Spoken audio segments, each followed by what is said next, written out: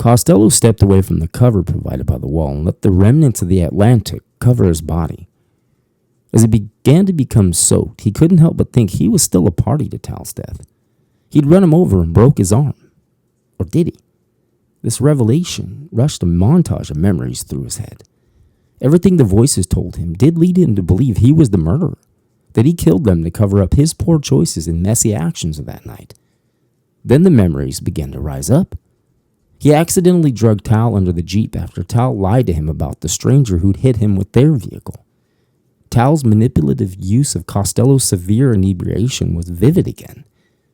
When Tal came down and begged him to come back into the studio after he'd accidentally stabbed Spencer too deep, Tal appeared to be spooked by something he saw. Costello remembered thinking it was his spectral friends. Maybe it was these assassins sent to get revenge for his wife. The only true memory Costello now remembered at the moment was slumping down in the Jeep and trying to become invisible.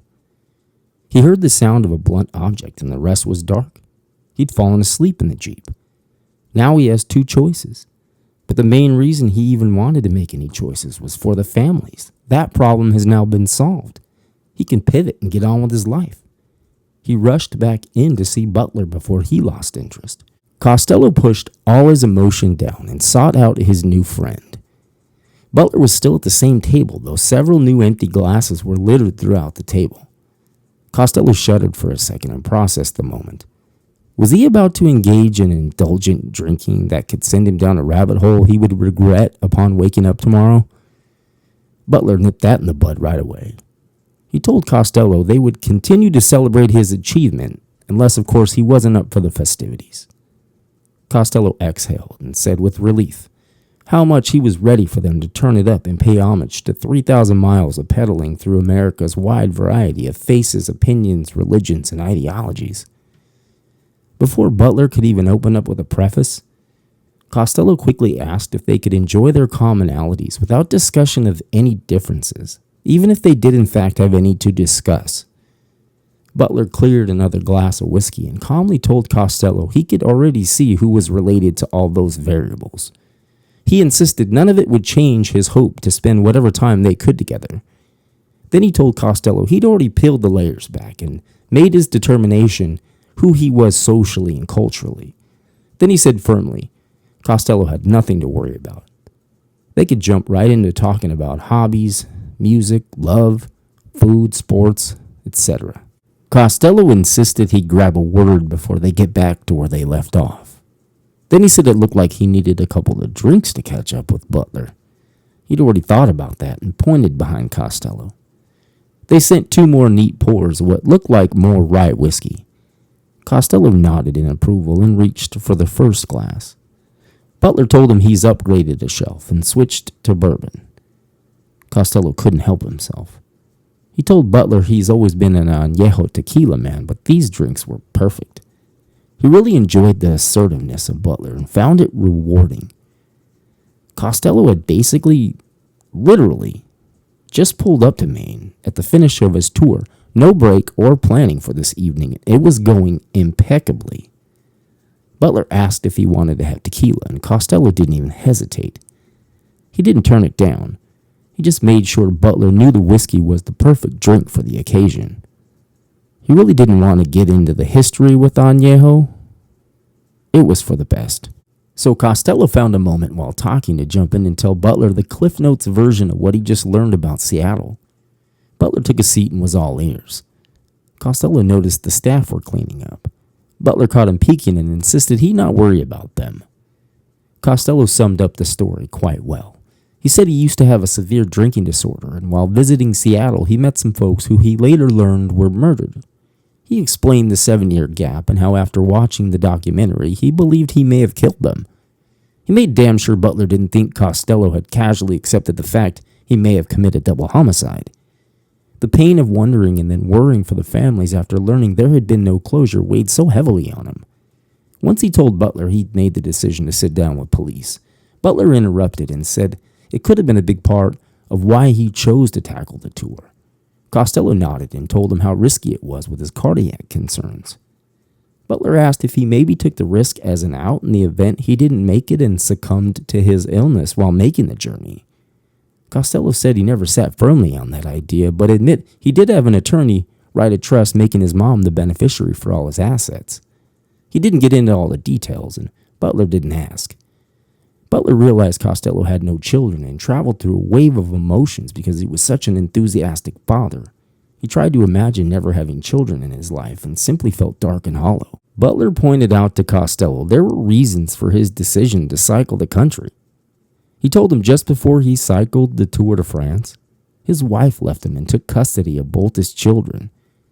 Even though the fact his dad waved that accomplishment around him for years, he didn't fly across the pond to cycle the world's most renowned tournament for him. It became clear it wasn't until his kids were around another man. Butler saw the tour as a way to pivot their eyes on him. Earlier, he said he didn't know what motivated him. However, it may not have been evident to Butler yet, but it was clear to Costello. He did it in hopes his kids would find a sense of pride in their old man. Not only did he win over his two beautiful kids, but with his injuries, his wife decided to care for him during the recovery, and they found a way to bring the family back together. Costello told Butler he lived alone in Los Angeles, so his engagement with strangers was mostly either the outgoing character he played as a bartender or the silent man getting from point A to point B. He felt he may not be displaying the correct expressions towards Butler and was compelled to articulate this point. This joy he felt for Butler was a moment he could put at the top of the list. Most of Costello's encounters in downtown Los Angeles brought him sadness and ate away at the empathy and compassion he so proudly possessed. Day after day, he walked or cycled around people demonized by others for their situation, saddling them without a home, food, family, or basic staples. Suddenly, all the loose change, food, or clothing he gave folks around downtown didn't size up now that he realized he should have sat down with them more often and listened to any stories they wanted to tell. Costello looked at the staff again and asked if Butler carried some sort of sway over the restaurant. Butler said he thought he'd never ask. He came clean as the owner. Butler purchased the place less than a year ago, and his methodology worked with everyone. He's done renovations that suited both patrons and staff. The staff took to him immediately, and he felt safe and welcome there. He told Costello it was where he found his second home. He even kept the original name for historical purposes. His stance was he was there to accommodate any improvements for those who had worked there that felt necessary. He wasn't an agent of change who was there to create this in his image. The establishment was the soul, while the staff and customers were the life and breath. Who am I to shake up this paradise in my vision?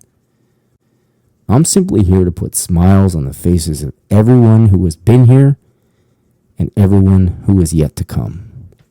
Costello told Butler he felt that sense of community he'd been looking for, where he wouldn't need to assimilate or shapeshift to feel welcome. His encounters along the way across the country showed him so many beautiful venues where community was right there in front of everyone. But sadly, the acceptance of it was washed away by some local decorum. Costello shook off that conversation and asked how the family liked the restaurant. Butler laughed and said, even after the heartwarming story a few minutes ago about the family getting back together, it didn't last. Sometimes people just aren't meant to be together. He told Costello when it's right, you'll truly know. Butler put those 3 fingers up again, and this time 4 glasses came. Costello said he was going to slow it down.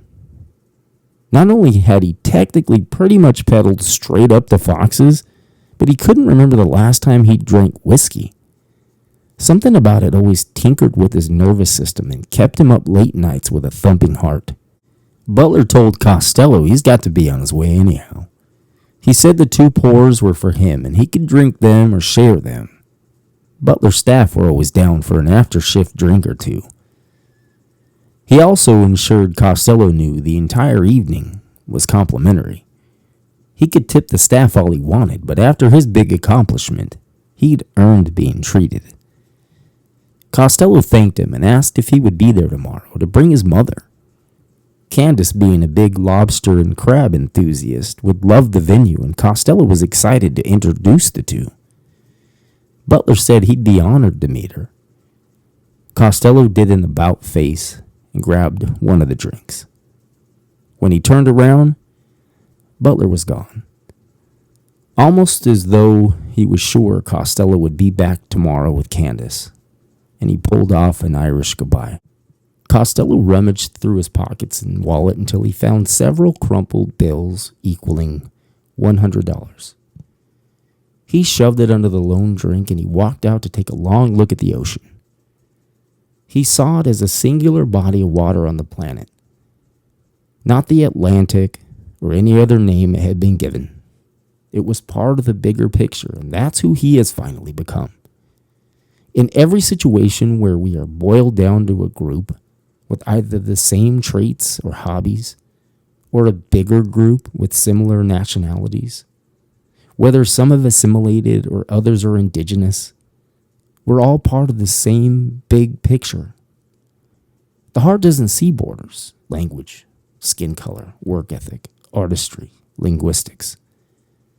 We share this earth and it shares the solar system. If we were all floating around in outer space with no clue which way is up or down, our hands link together and our hearts pump the same. Sure, some unfortunately pump faster or slower, but the architecture is the same. Maybe someday we'll all find our butler, someone who can appreciate our efforts and not our successes. He never once asked how long the trip took, only that he made it, and he made it safe. The news of Tal and Spencer finally hit Costello. He started pecking away at his phone searching for any answers. He couldn't figure out how Avery figured this out, but she was right. He found several articles about the arrest of Tal's wife and the gentleman she employed to kill them. Each article had its own take on how Tal's wife learned of his affair or what motivated her to go to such great lengths. The political science professor was questioned again once investigators began to unfold more details of the case. He reaffirmed what internet sleuths learned about his relations with Spencer and confessed his intentions on blackmailing Tal to protect himself. His plan to inform Tal's wife became moot. As it turned out, he actually witnessed them both being brutally killed.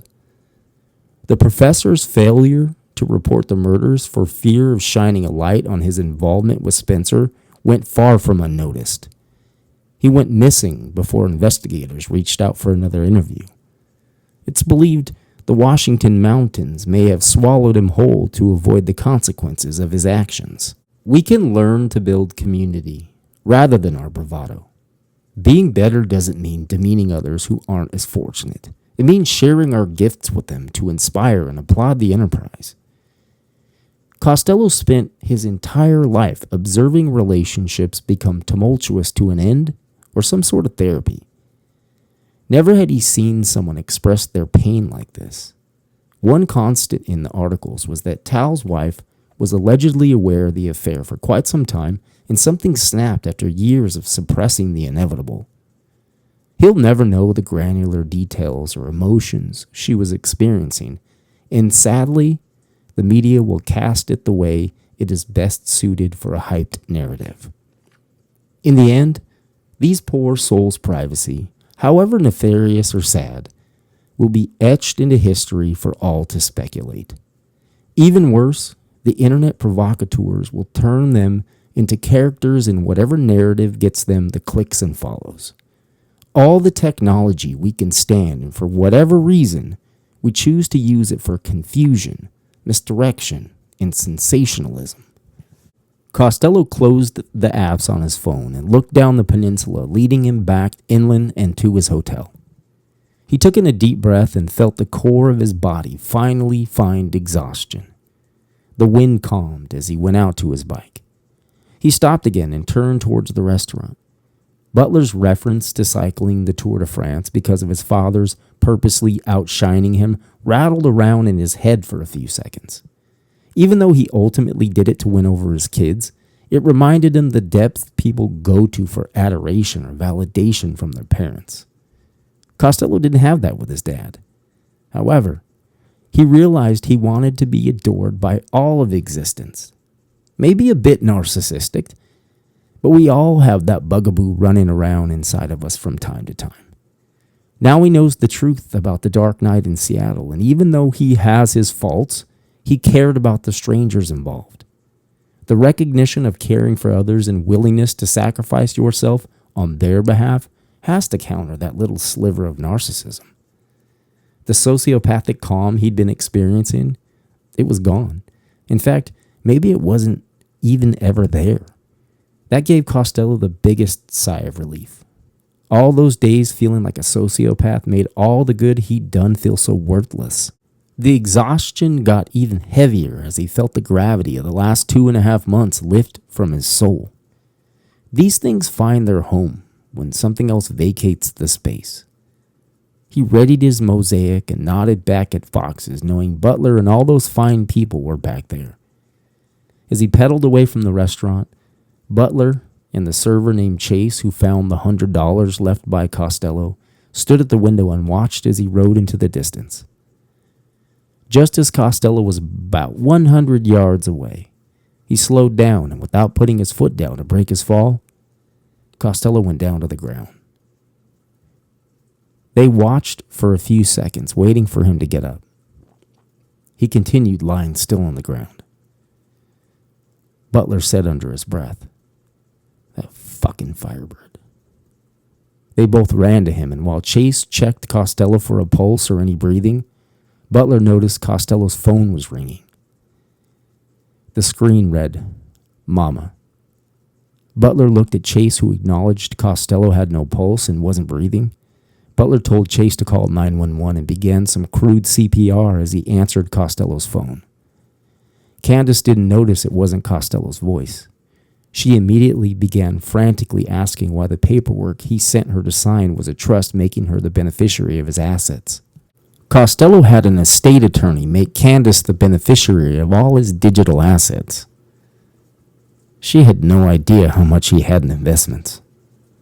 Costello stipulated she would be in charge of distributing his assets to organizations for the unhoused, foster homes, and to create a foundation to rebuild the project Manny started before he passed. Candace was incensed, and Butler allowed her to get all her words out before he spoke. Once he found a window to grab her attention, he let her know who he was and sadly went on to ask if she could quickly describe Costello for him before he gave her unfortunate news. Candace went silent. She began to cry, and the first words she said after Butler spoke were, "His heart."